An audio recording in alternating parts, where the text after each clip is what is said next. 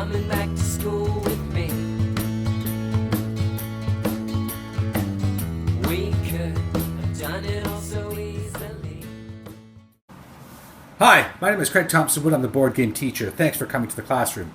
I'm here today to introduce you to something which I made a long time ago. I was going back a number of years now, but it's still something which is a good idea for parents who want to, maybe play some games at home with their kids and encourage, gamification, gameplay, and just improvement of basic facts.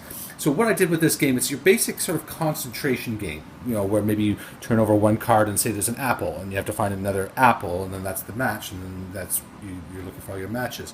Well, in this one, it's a bit of a spin on that, because what I've done is I've divided it into questions and answers.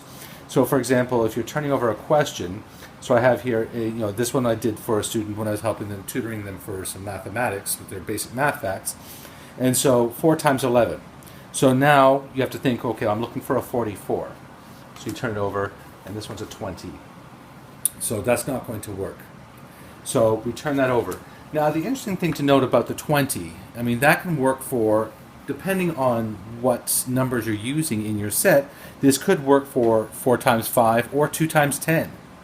So there will be an equal number of, if there's a 4 times 5 and a 2 times 10 on the question side, there will be 2 20s on this side. But it doesn't necessarily mean that you have to find one particular match to the question. So there could be 2 questions which match that one, and once you found that one, then you have to find the other 20 for the other one. Okay, so then I get 4 times 6, I'm looking for the 24. Okay, that's a 54. Okay, and then 5 times 12, looking for the 60. There's the 24. So, was that the 4 times 6? It was, and that's the 24, so we've got a match.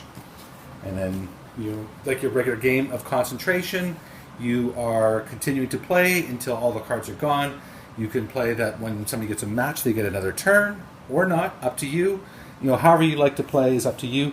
The point being is that this game is good for not only your basic math facts, but also developing memory skills, which are also very important for young students and adults.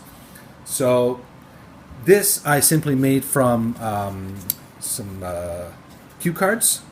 If you look very closely, I don't know if you can see it from the camera angle here, but you can see the faint lines because I took 2 cue cards and I glued them together face to face. All the lines are facing in, so that way I just have 2 blank sides.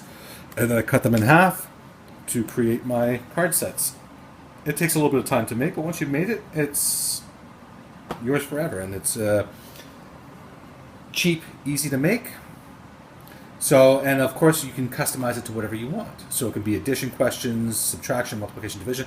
Works very well for those basic math facts, and with a bit of creativity, I'm sure you could make other uses for it as well, to, maybe some questions about trivia or anything really. But just thought I'd introduce you to this. If you're looking for some ideas for things to do with your kids at home during the summer, to keep their brains active, to keep their skills sharp, this is a great idea, cheap, easy to make.